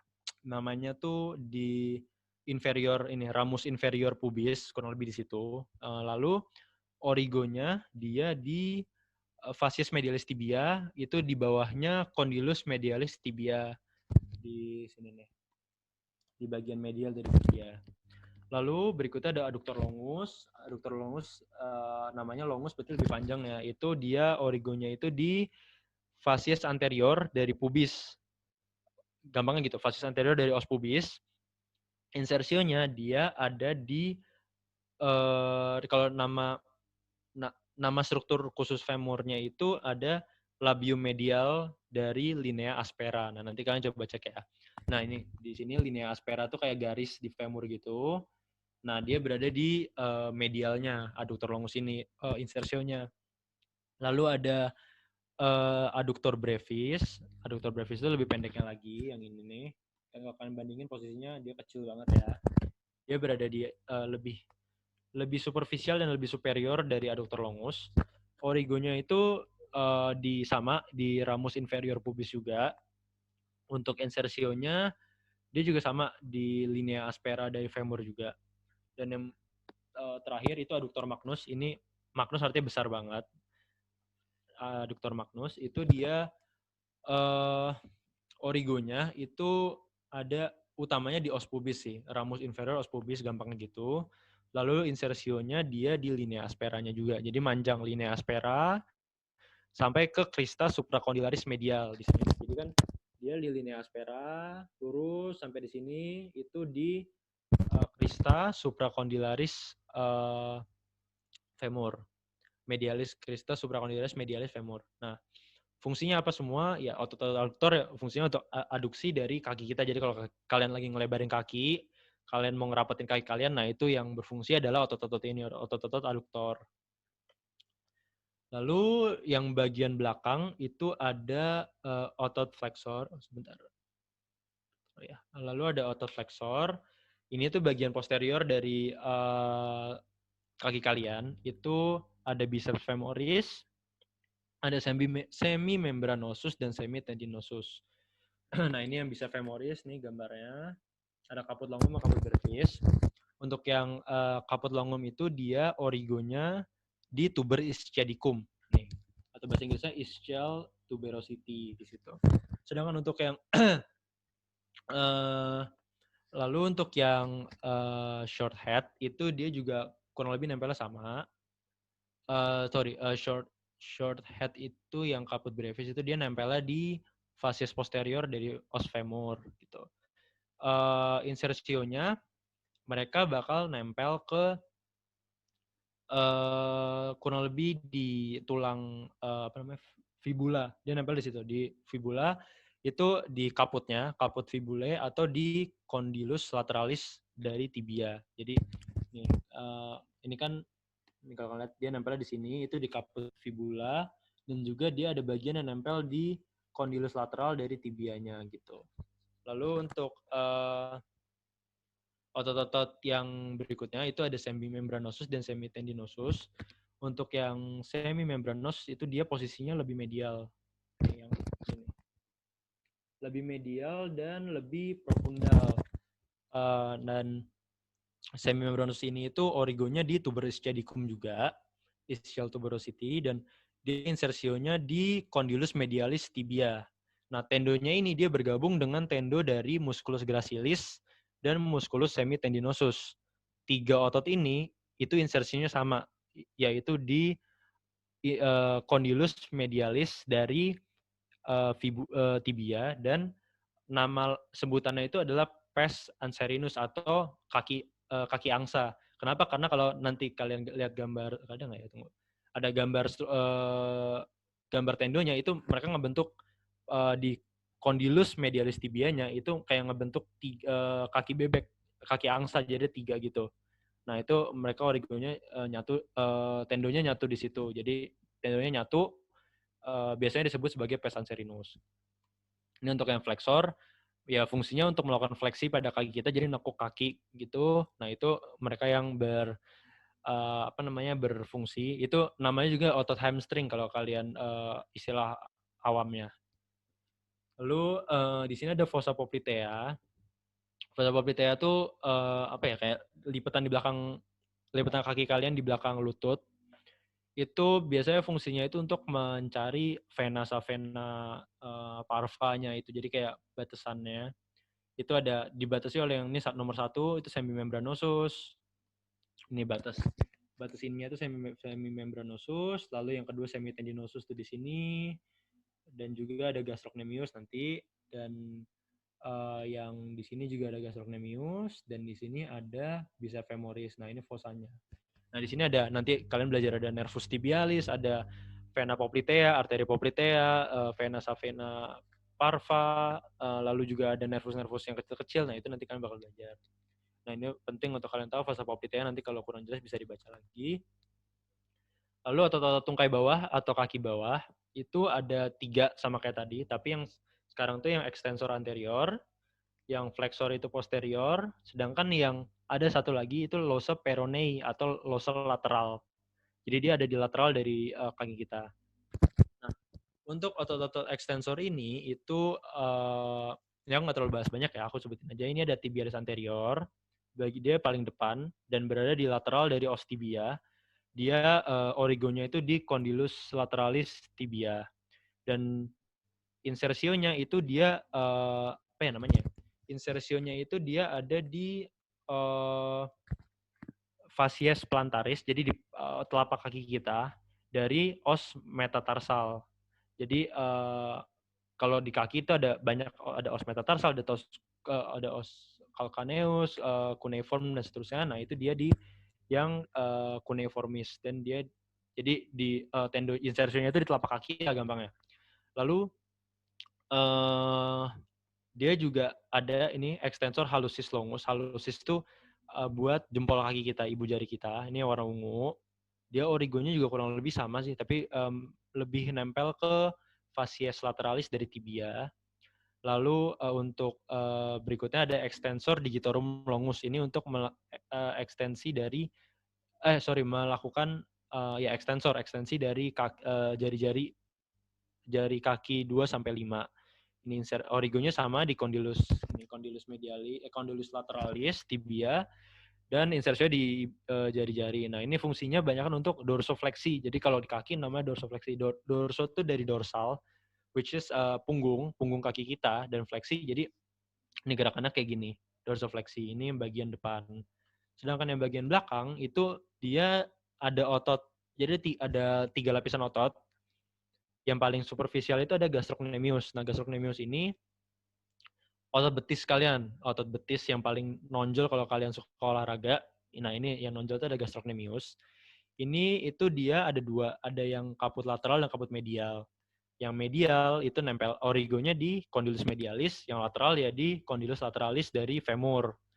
Dan insersionya itu jadi serabut ototnya mereka itu nyatu jadi tendon, namanya pelebaran tendon kan aponeurosis gastrocnemius. Nah, dia itu tendonnya ini bakal lurus sampai nempel ke os calcaneus. Os calcaneus di sini ngebentuk yang namanya tendo calcaneus atau tendo Achilles kalau kalian tahu. Nah, kalau tendo Achillesnya ruptur atau gimana, kalian bakal lumpuh, kalian nggak bisa jalan, kalian nggak bisa lari, karena ini adalah orang-orang nggak salah bilangnya tendo terkuat di tubuh kita gitu. Jadi yang benar-benar buat bikin kita bisa berdiri, bikin kita bisa jalan itu kekuatannya itu ditanggung sama si tendo Achilles ini.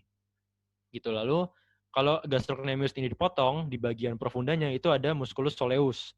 Ini ototnya itu gede banget, musculus soleus ini. Itu dia origonya gampangnya sih dia di caput fibula bagian posterior. Nanti detailnya kalau kalian mau kalian bisa baca di diktat itu, tapi intinya dia nempel di caput fibula fascies posterior. Dan untuk tendonnya sendiri itu sama kayak tadi, dia nempel ke tendon calcaneus sama kayak atau tendon Achilles sama kayak si gastrocnemius tadi. Lalu ada musculus plantaris. Nah, musculus plantaris itu kecil banget, benar-benar kecil. Dan kalau di kadaver tuh yang kelihatan tuh cuma ini, yang ungu yang bagian bawah ini. Tendonnya doang yang kelihatan. Nah, musculus plantaris ini origonya itu di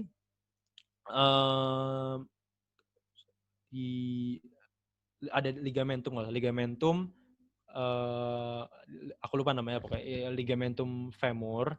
Di sini lebih atau di tulangnya itu dia nempelnya di linea aspera dari femur. Nah, linea aspera bagian lateral dari linea aspera femur. Nah, dia itu tendonnya itu panjang banget, dan insersionya itu ya dia barengan sama di tendo calcaneus ini. Dan biasanya kalau nggak salah ini tendonnya itu biasa digunakan untuk kalau misalkan ada kasus di mana pasien ada ruptur tendon di tangan atau di mana, ruptur otot. Nah, tendon dari musculus plantaris ini diambil karena otot ini itu tidak terlalu berefek gitu loh pada manusia. Jadi kalau misalkan kita nggak punya otot ini, kalau otot ini diambil, ya nggak, efek dampaknya itu nggak terlalu signifikan yang bisa mengganggu aktivitas kita gitu. Lalu yang bagian profundanya itu ada tibialis posterior. Tadi kan ada yang anterior, ini ada yang posterior. Lalu ada popliteus, itu musculus popliteus. Ada flexor digitorum longus dan flexor hallucis longus. Nah, flexor hallucis longus ini kan yang buat dia bakal berjalan menuju ke jempol, ke ibu jari kita, ibu jari kaki. Lalu flexor digitorum longus bakal melaju ke telapak kaki kita, ke telapak kaki, ke jari-jari 2-5. Lalu untuk yang popliteus ini, dia ngebentuk bagian bawah dari fossa poplitea nanti kalau kalian bakal cari lagi. Nah, ini fungsinya semua untuk melakukan fleksi dari kaki kita dan juga plantar fleksi ini. Plantar fleksi dari telapak kaki. Jadi kaki kita itu kalau mau dilurusin ya kayak gini. Ini fungsinya karena otot-ototnya kan di belakang. Jadi yang otot-otot di sini itu semua ketarik ke sini. Jadi makanya kakinya jadi turun gitu, drop foot. Lalu yang terakhir ada otot peroneal. Ini bagian lateral ada cuma dua, ada fibularis longus dan fibularis brevis. Kalau yang fibularis longus itu kalau di diktat namanya peroneus longus. Jadi sama aja fibularis sama peroneus itu sama. Itu dia nempelnya di condylus lateralis dari tibia dan juga dia ada yang nempel di fascias lateralis dari tibia. Lalu untuk yang brevis itu dia origonya di fascias lateralis dari corpus fibula dan mereka insersionya itu kurang lebih di tendonnya itu kayak ngelingkap-ngelingkap begitu, dia bakal nempel di os metakarpal 5. Os metakarpal 5. Dan mereka fungsinya apa? Mereka fungsinya itu untuk pronasi kaki. Jadi kalau kakinya kayak begini, kalau kalian nekuk kaki, kalian coba cari di Google pronasi kaki. Jadi kalau telapak kakinya kalian pengen arahin ke arah luar, nah ini fungsi dari otot peroneus itu. Oke, mungkin itu aja yang bisa aku sampaikan dari materi ini. Semoga bisa bermanfaat buat teman-teman sekalian. Kalau misalkan ada yang kurang lengkap nanti bisa tolong dicek ya di diktat, dipelajari lagi. Dan mohon maaf kalau misalkan ada kata atau penjelasan yang salah. Terima kasih.